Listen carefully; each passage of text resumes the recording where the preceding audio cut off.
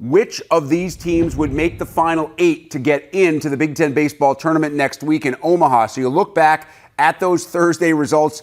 There are some football scores, most notably top left of your screen as Maryland comes all the way back, scoring, I believe it was 11 runs in the last three innings to beat Penn State 17-15. Iowa drops 15 on Northwestern. And look bottom right as Maryland wins, the team that started Thursday tied for first place. Indiana, the other team that was at the top of the standings, loses to Michigan State as the Spartans knock off the Hoosiers 8-6. So let's focus on that Maryland-Penn State game to start. This is what Maryland does. They rake 1 through 9 in the lineup, whether it's Matt Shaw, whether it's LaRusso, whether it's other guys throughout this lineup. They can beat you in so many different ways, and the pitching clearly wasn't there on Thursday, Mike. They fell way behind. They didn't play great defensively, and yet they still found a way to win. Well, and that was the key. Again, for Rob Vaughn, that has to feel wonderful that he can go back after a game that you win and say, hey, we have so many things we can do better. You think about the fact they had 5 errors. That is so unlike Maryland these days. The bats came through. The pitching actually did a decent job, but I was so surprised that those errors happened, which put them behind the 8 ball. And as they've talked about most of the year, it doesn't matter if we're down a little bit, especially if we're down a little bit early. Well, they got down a lot early, and they were still able to fight their way back. And again, a team that talks about resilience, doesn't matter what the score is. As you said, 1 through 9, this lineup has guys that can just rake. Every one of their 9 starters had at least 2 hits, not just 1, had 2 on Thursday. So when you have that type of firepower, 1 through 9, you know what? You're feeling pretty good if you're the manager. A win on Friday night for Maryland, and the Terps do lock up the number 1 seed, not the outright championship in the Big Ten. If Indiana wins on Friday, that won't be decided until Saturday. But because the Terps have the tiebreaker over the Hoosiers, they would be the number 1 seed on Friday with a win, regardless of what Indiana does. When I look ahead for Maryland, what I really like is you start to think about the history of the Big Ten tournament, and arms get tired. And this hasn't been a banner year for pitching inside the Big Ten anyway. So you have to imagine the teams that have the biggest advantages are the teams that can hit, and the teams that can hit at 1, the teams that can hit in the middle of the lineup, and the teams that can hit at 9. And I don't think there's anybody in this league that matches with Maryland in terms of that comparison. No. There's a couple ball clubs that look pretty solid when you talk about their bats, but Maryland definitely differentiates itself because they've been doing this all year. Again, as you said, pitching has been up and down, but you still have a couple great guys coming up on Friday and Saturday. The great freshman McCoy, Jason Savacool, who we know what he's done historically. So I know for Rob Vaughn, you've got to feel good that you've got 3-4 short, and you've got a couple other guys that have been your midweek starters. As long as they can get you 5, as long as they're just giving up 3 or 4 runs, you've got to feel really good about your chances to win virtually every game. So you're not that concerned right now about the pitching staff? Obviously, Dean didn't have a great outing on Thursday night, but moving forward, because this is a team, Mike, we both know, whether they win the auto bid or not, they're going to be part of the NCAA tournament into May and June. Yeah, I do feel good about it because, again, Nick Dean, 8 runs, only 2 were earned. So, again, you've got a Nick Dean, you've got a Jason Savacool, who are your veteran pitchers who know how to be a little bit smart. They can use a little bit more guile, a little bit of smoke and mirrors. And this freshman coming out, big lefty's doing a great job. So, again, if they just play within themselves, especially for those pitchers, I think you said it right, Rick, this year for the Big Ten, kind of across the board, ERA is a little bit higher than we've seen in the past, not really that number 1 kind of guy for any team. But as long as you have enough arms, as long as those arms keep you in games, which Maryland's been able to do, you've got to feel pretty good about these guys going into the Big Ten tournament. And I know they want very much just to say, let's take care of business. Let's not worry about Saturday's game. Let's just win this thing outright by winning on Friday. Game 2 of that series comes your way, 5 o'clock Eastern from State College, and you can see it right here on Big Ten Network. Now, Game 2 of Indiana-Michigan State is later on Friday evening, another game that you can see here on Big Ten Network. Indiana snaps its 8-game win streak. Michigan State had lost the last 2 series by being swept in both of them. Of course, the Spartans get the best of the Hoosiers on Thursday night. That's why I said we should expect the unexpected.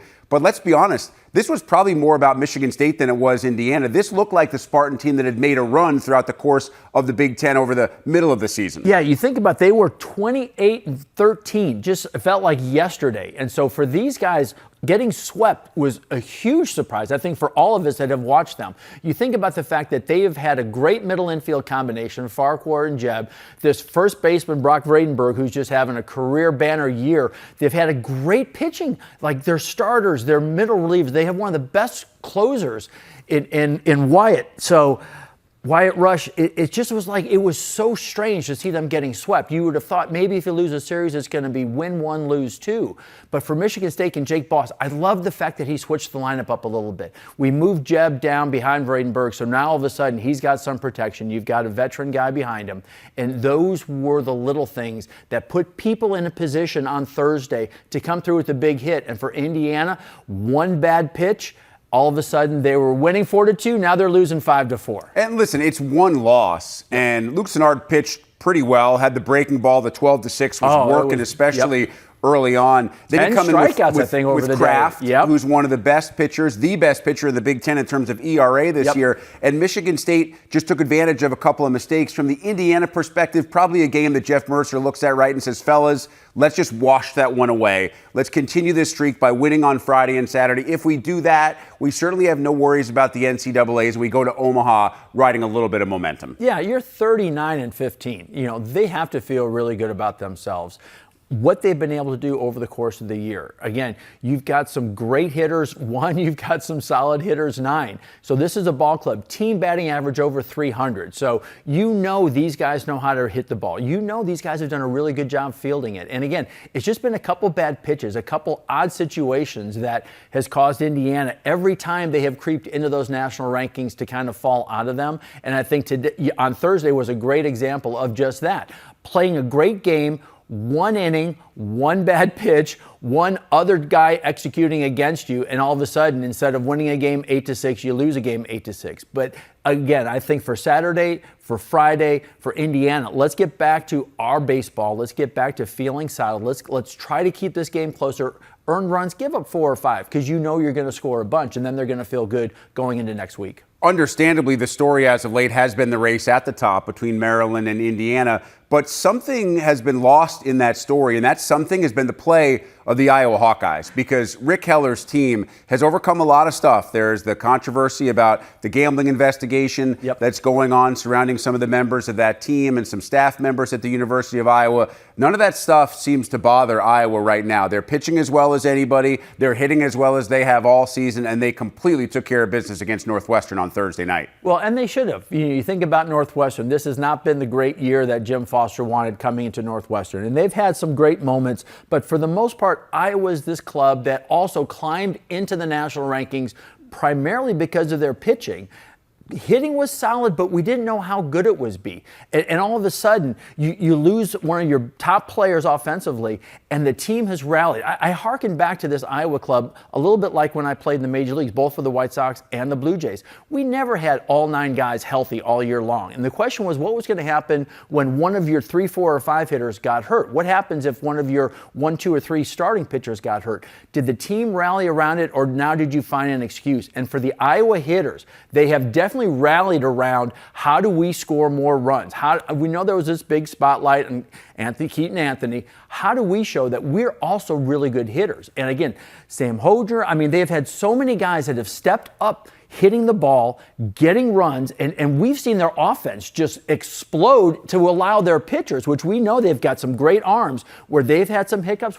Those runs have allowed their pitchers to start to find their groove, and we saw it last weekend, and we definitely saw it on Thursday. Yeah, we thought at the beginning of the year that this could be one of the best pitching staffs. The question was going to be maybe about their hitting. I think they've answered all of those questions. Yes. They're 7-1 in their last 8, and Iowa is now a team that also has to feel pretty comfortable about its NCAA fortunes, regardless of what happens next week in Omaha. They do need to take care of business on Friday and Saturday, because against Northwestern, that is a loss with Northwestern's RPI. That really hurts you when it comes down to the at-large selection process. Also want to mention Nebraska, because the Huskers win over Purdue on Thursday did a couple of things. It put Purdue in really bad shape for the Big Ten tournament. And it also still keeps Nebraska Yes. a very outside chance, but a outside chance at factoring into first place inside the Big Ten. And listen, Will Bolt's team is as talented as anybody in this league, save maybe Maryland, Indiana. They're certainly on that same level. Yeah, talent-wise, they are. They're a part of that top group that we thought was going to show up this year. And for some reason, again, I think mostly because of the pitching, it's just been too inconsistent for Will and the club from Nebraska. But their hitters are solid. This was a big win. Now they're only 2 losses behind Maryland, 8 and 6. So all of a sudden, they have to think the way Minnesota still is alive to get into the tournament. Nebraska still has visions of coming in first place. And with 3 long balls on Thursday night, the Huskers tie a program record that is 93 homers so far in 2023 for the Husker hitters. Big stat is a very big number, specifically the number 22, the number of goals Johns Hopkins Blue Jays scored in their opening round NCAA win over Bryant. That ties the program record, which had been set on 3 previous occasions, most recently against Marist in 2005. Time for today's big interview. Johns Hopkins head coach Peter Milliman, kind enough to join us. All right, Coach, we'll get into lacrosse in a second, but I know you're a Rochester, New York native, and Rochester is kind of the epicenter of a lot of sports right now with the PGA Championship going on at Oak Hill. Are you a golfer? And if so, can you offer any inside info on what they're facing at Oak Hill this week? I am not a golfer enough to offer any insight. Certainly not at Oak Hill. I've been there. I've never played there. I have enjoyed golf from time to time, but I got 3 little kids, so that's a distant memory for me right now. Love golf. Hope they're enjoying themselves in upstate New York and Rochester. Doesn't get any better, but I got no advice for anybody that can hit a ball. Well, listen, if you spent any time in Rochester or in upstate New York and you've been in your teens, early 20s, especially late at night, you're familiar with something called the Nick Tahoe garbage plate. And folks out there that aren't familiar with it, they can go online, they can check it out. What is your mix? What goes into the Peter Milliman garbage plate? Cheeseburger plate, no onions. That's coming from my high school days right now. So I love that you made me think of that. It is a special meal and it is enjoyable, and I hope everybody gets a chance to try it. I don't know if I would be able to have another one at this stage of my life, but I would give it a go if I could. It is most certainly not a pregame meal. We know it's not the meal that any of your players had with the performance that they put on against Bryant. I mentioned the 22 goals tying that program record. What was kind of behind that offensive explosion in that game? I think, really the mentality to be selfless, continue to move the ball and work as a group. I think, we got a little bit of a slow start in the day and, getting the guys refocused after the first quarter and our offensive coordinator, John Crawley, does a great job and he keeps moving guys around and trying new things. And I think once the ball started moving and the guys started to find some success, it really was, kind of contagious for the group. They just wanted to keep pushing, keep being unselfish and, we started to find some success with it. Obviously, anytime you score that many goals in the game, you have some guys with gaudy numbers. Russell Melendez led the way in terms of stats. He had 9 points with 5 goals and 4 assists. What makes him specifically so dangerous at attack? I mean, he's a skilled player. He's very athletic. He's got good size, but really he just kind of goes about his business and plays his part. I don't think he, typically tries to take over, do too much, or, I think the game can come to him at times. I was kind of surprised when I heard the point total after the game, not because I didn't think he played well. I just didn't see, really 9 points at the time. I would say he was a part of most of the offense the right way and just kind of, the benefactor of some of those opportunities. So I was proud of him. I was proud of the whole group. I think his performance is probably indicative of the success of the group overall, and I'm sure he'd probably admit that too. Sounds like maybe you're not a big stats guy. Are you more a let's go with what I saw and what I'm feeling after watching the game? Yeah, I think that'd be an accurate example. I think the productivity was great, but we're going to be more in tune to how well we're moving the ball, how well we're moving our feet. Are we attacking? Are we taking care of it? We're making good decisions. Leveling up our shot, making easy, simple decisions, and keeping ourselves in play. So, the statistical, success that we had at the game at the end of the game was great. I was probably more excited about the fact that we assisted on a higher percentage of our goals than we had most of the season. So it was probably as important as anything. I'm glad you bring up assists. Jacob Angelis had 5, and that's not a big surprise because you look at the assist leaders in this league, and he doesn't just lead that category. He leads that category by a wide margin. What does he do so well to kind of facilitate the way that you guys operate on the offensive end? That's a good question. I mean, I think he carries a lot of the load. We put a lot of responsibility on him to make the decisions. He's got some speed, some quickness. Can use both hands, but I really think his attribute is between the ears. He's patient and he's comfortable with the ball. He doesn't become stressed or challenged emotionally all that much. He just kind of keeps the play alive, keeps moving. He works on his matchup, but he's probably somebody that's benefiting from the success of the group as a whole. I think he deserves a little bit more recognition than he gets, but I also I don't really prioritize that as much. I just look at it and see somebody that's leading our conference in assists and one of the top in the country, and he doesn't get mentioned in enough postseason accolades I think he probably deserves. But at the end of the day, I don't think he cares as long as we're winning. For you and this team, how important is the veteran leadership? You have a few guys on this team that have been around for a long time that were there when you arrived in the spring of 2020 who kind of seem like the heartbeat of what this team has become. Yeah, there's no doubt. A lot of the core of what we've been doing has been building here for a while. I think the senior class has just been just massive for us this season, really, with their commitment to this program, to each other. Just determination to keep getting better and leaving this place better than they found it. We've been through some tough days in the last few years, but to see the progress this season is, I think, a big piece of what we've been able to do and what we've had to go through the last couple of years as well. I don't want to take anything away from what you guys did defensively against Bryant either. That was a team that was averaging more than 14 goals per game, and you hold them to 8. So what's the key for your team to be successful on the defensive end of the field?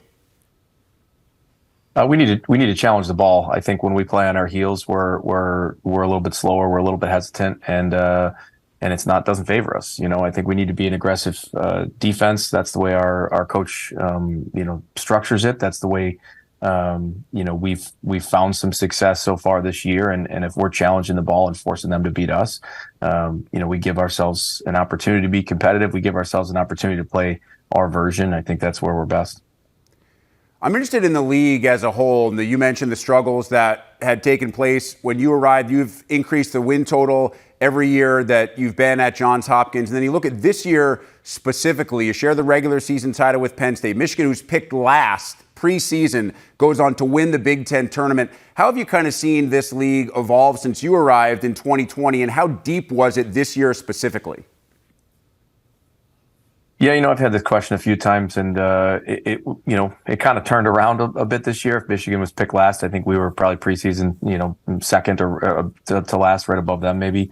So a lot of it's flipped, but I don't know if it's a surprise that much to the folks on the inside who can see, things build in the young men that are being compiled on some of these rosters. It's not, to say that the top teams aren't continuing to work that way. I mean, right now, 3 of the last 8 teams standing are in the Big Ten. I think, as a whole, this conference is highly competitive. Last year, there was 2 Final Four teams from the Big Ten, and this year, in the last 8, like I said, 3 of them are in the Big Ten, and those 2 Final Four teams from last year aren't in that group. So I think you're talking about, 5 of the 6 teams in the Big Ten have been, deep into the playoffs the last 2 years.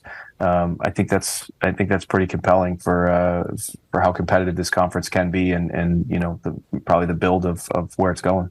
Yeah, not just competitive, but remarkably competitive. You mentioned the 3 in the Final 8. Obviously, Maryland was the 4th. It made up nearly a quarter of the 17-team field to start the NCAA tournament. How does playing in this league throughout the course of the year get your guys ready for matchups like the one you had against Bryant, like the one you'll have against Notre Dame?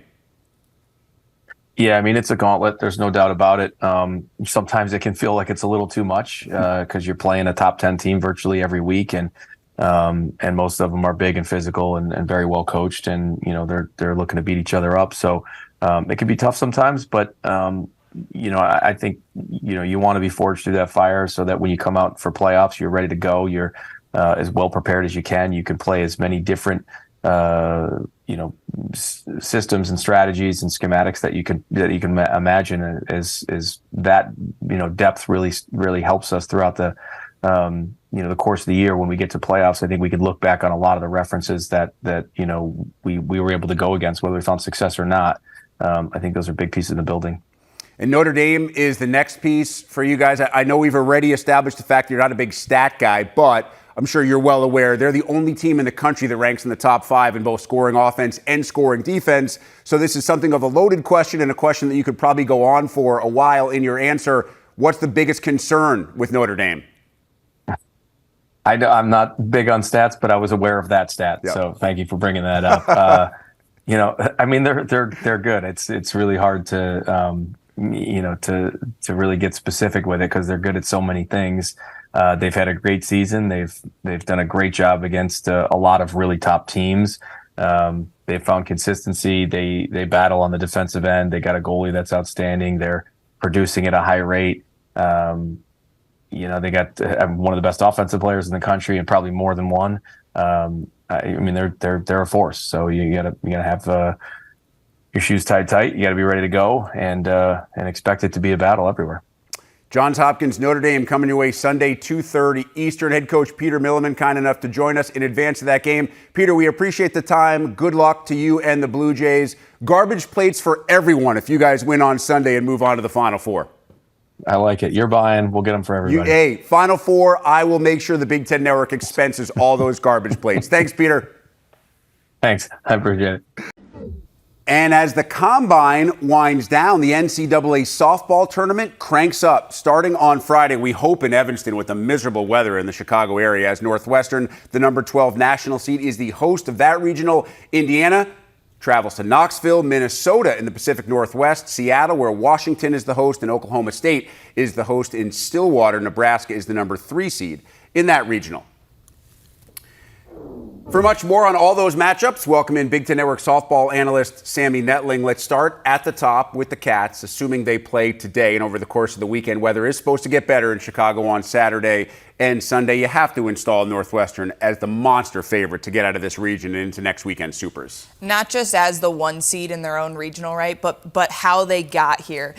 Being named the national 12 seed and feeling like they should have been a top 8. Disrespected. This is a team that continues to have to play with a chip on their shoulder, and they love it, right? They very much felt like they had put together a body of work, are 2-way Big Ten champions throughout the regular season, and I do think this is going to be a dangerous team for anyone who steps in the batter's box against them. And yeah, I'm excited. I think they're going to be fired up. I think if they're able to channel that energy in the right way, this is going to be a very, very dangerous team throughout the tournament. Yeah, I'm not sure where that disrespect kind of came from. Yes, they lost 1 game to Rutgers in the regular season finale series, but that was when they had already wrapped up the Big Ten regular season outright title. I think that was simply one of those kind of almost expected slip-up games, and you go on, you beat Indiana, a team that's a 2 seed in a regional in the championship game, to back up the regular season title with a championship title. I agree, probably should have been a top 8 seed, because then you get to host one of those Supers if you get there.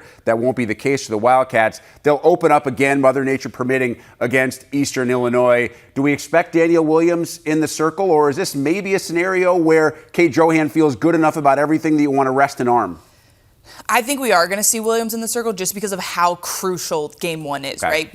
Given the 4-team double elimination bracket, you cannot afford to lose game 1. Now the Wildcats can this year because they do have more depth in their bullpen, as we've seen throughout the regular season. But yeah, I fully expect Daniel Williams to get the nod in game 1, take care of business in Eastern Illinois, playing with a lot.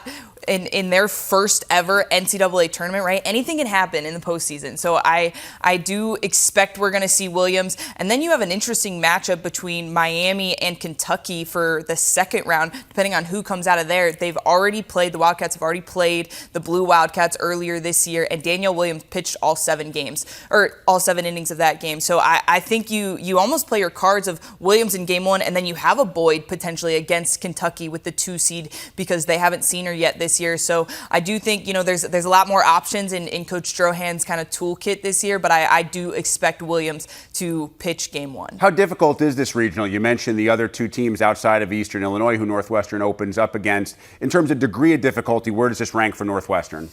I think given how far they slid down out of the top 8, we saw some teams that were expected to be in the Evanston Regional get placed elsewhere. A Louisville comes to mind. Then you would have had an SEC power and an ACC power. So I do think in terms of, just looking at point blank the resumes of these two teams, or the 3 teams in the regional, I do think it's a favorable path to supers for the Wildcats. But again, you just have anything can happen in the postseason. You have a Miami team that has an explosive offense. They have 90-plus home runs on the year, and they got a pair of aces themselves. So really, it's just about minimizing whoever is in the opposing dugout. It doesn't matter. We still have to play our game. If you're Northwestern, if you play your game, you can beat anyone in the country when you believe it. And if they can take care of business, I think they even have a favorable path all the way to Oklahoma City. All right, so you get the 12 instead of a top 8, but perhaps the committee did you a little bit of a favor with the rest of the makeup of that regional. Again, Northwestern starting against Eastern Illinois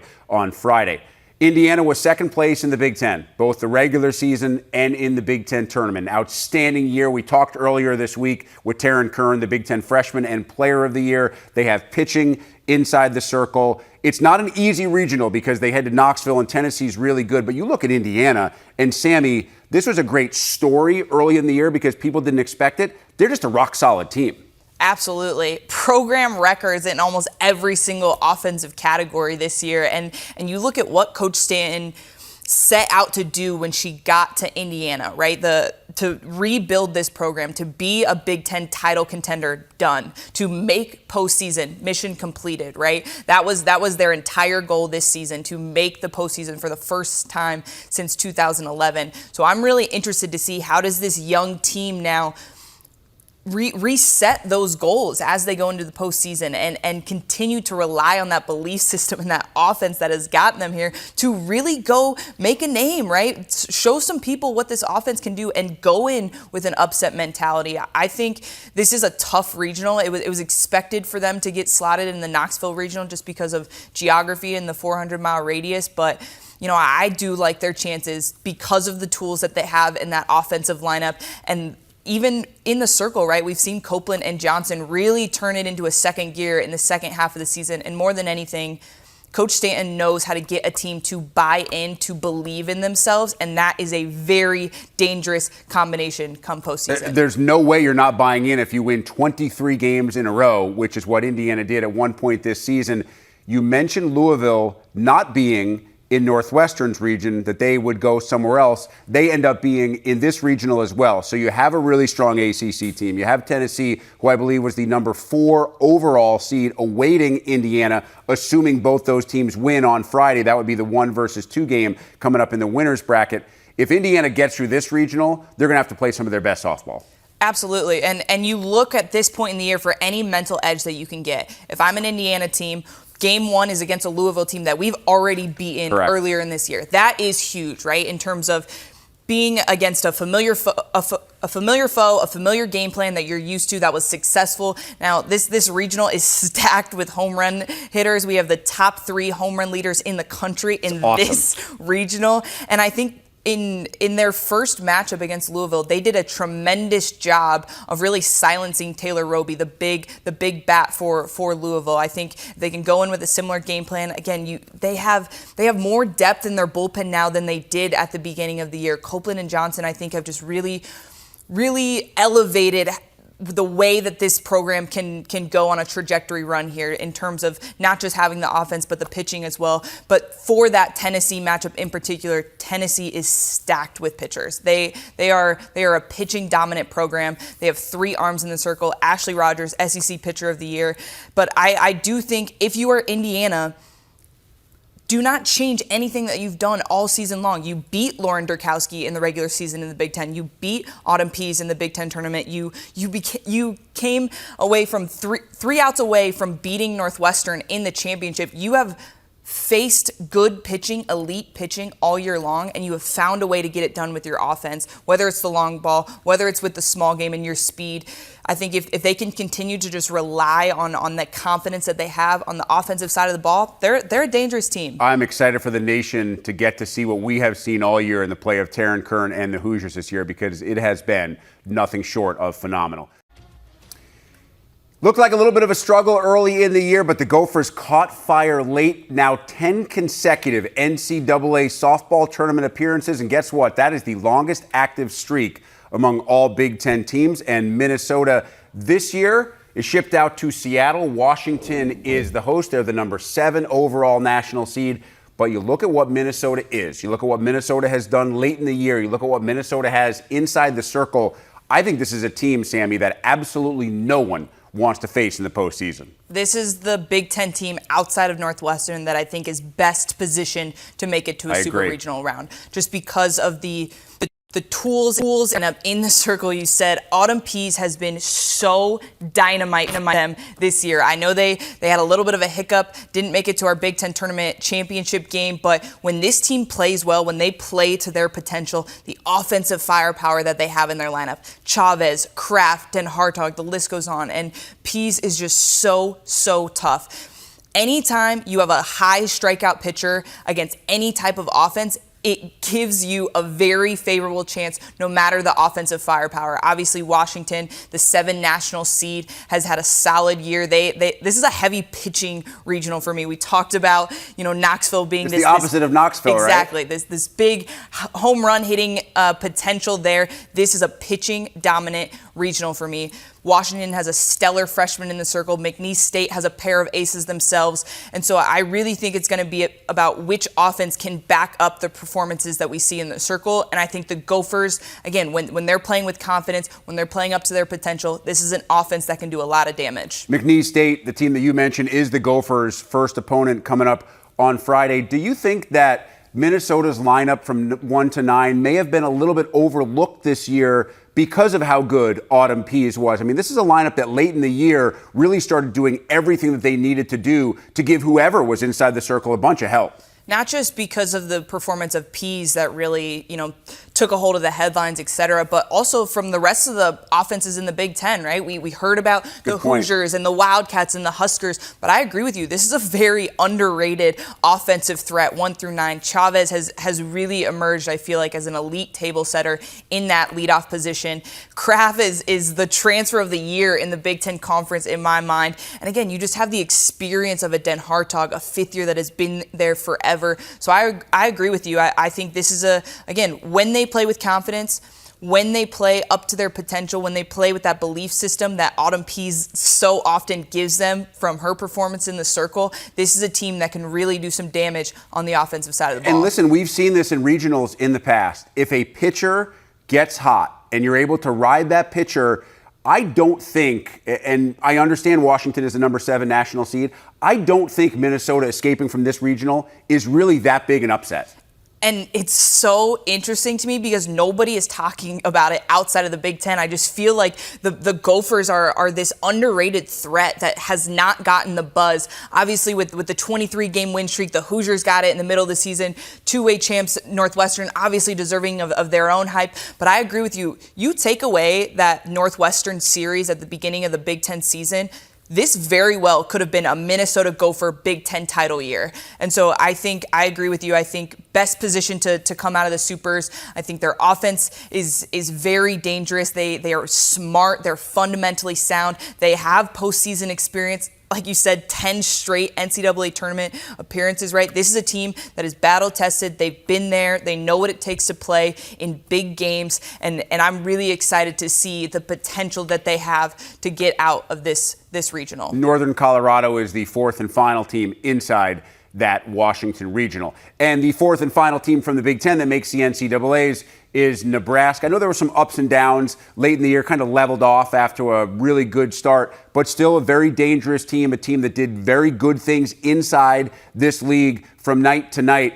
But man, did they get placed in a tough spot to deal with Oklahoma State and the rest of that regional in Stillwater. This is the most stacked regional. I think this is the one that's the most wide open because of the competition that it has, 1 through 4. And you have a lot of teams that are similar to that Nebraska, where they have so much potential, but they really kind of stuttered at the end of the year. Wichita State and Oklahoma State both went through their kind of end of season woes a little bit. But I agree with you. This is a very dangerous regional for the host Oklahoma State because of just the depth in it, 1 through 4. And I think if you're a Husker team, we talked about it with Indiana, where can you find a mental edge, right? They have played Wichita State and Oklahoma State, both teams, twice earlier this year. They had a little bit of a stutter in one of the games for each of those against each of those teams, but then they played both of them tough. 3-1 against Oklahoma State, 10-9 against Wichita State, right? And so I think for a Husker team that is looking to get things going in the right direction again, right? They have all of the pieces to do so. Wallace can be so stellar. Coach Revelle called her performance in the quarterfinal round